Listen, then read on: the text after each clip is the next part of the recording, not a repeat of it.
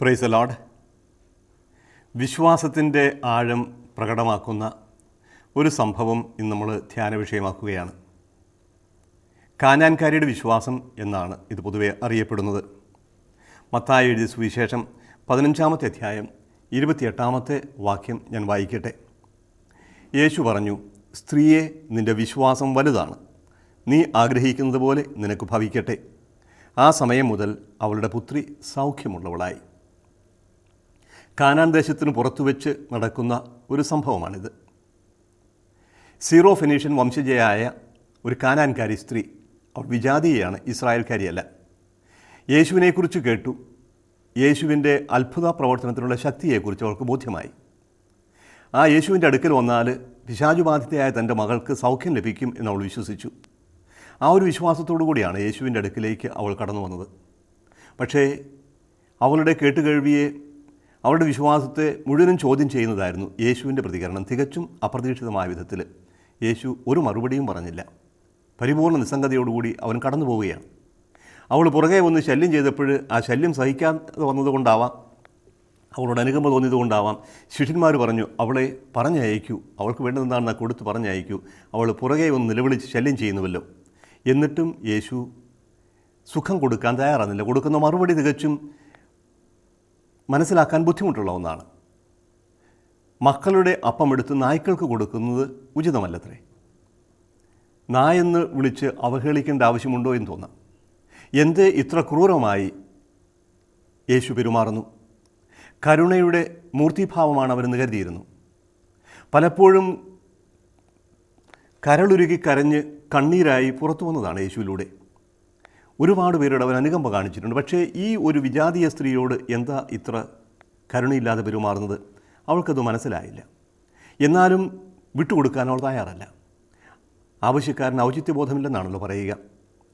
യേശുവിന് തൻ്റെ മകളെ സുഖപ്പെടുത്താൻ സാധിക്കും എന്ന ബോധ്യം അവൾക്കുണ്ട്. അതുകൊണ്ട് ഏത് വിധേനയും യേശുവിനെ ആ രോഗശാന്തിക്ക് വേണ്ടി പ്രേരിപ്പിക്കണം. അതിനുവേണ്ടിയാണ് അവൾ തുറന്ന് പ്രാർത്ഥിക്കുക.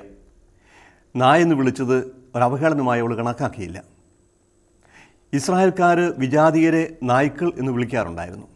പക്ഷേ യേശുവിൻ്റെ ആ വാക്ക് അങ്ങനെ ഒരു അവഗണനയോ അവഹേളനമായി അവൾ കണക്കാക്കിയില്ല. വീട്ടിലെ വളർത്തുനായയെയും നായക്കുട്ടിയെയും ഒക്കെ സംരക്ഷിക്കുക എന്നുള്ളത് വീട്ടിലെ യജമാനൻ്റെ ഉത്തരവാദിത്വമല്ലേ? വളർത്തുനായ എന്ന അർത്ഥമുള്ള ഒരു പദമാണ് മൂലഭാഷയിൽ ഉപയോഗിച്ചിരിക്കുന്നത്.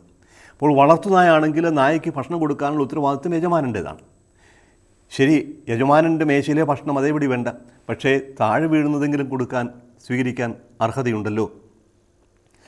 ആദ്യമേ മക്കൾക്കുള്ള ഭക്ഷണം കൊടുക്കട്ടെ, മക്കൾ തൃപ്തിയായതിനു ശേഷം നായ്ക്കൾക്ക് മതി.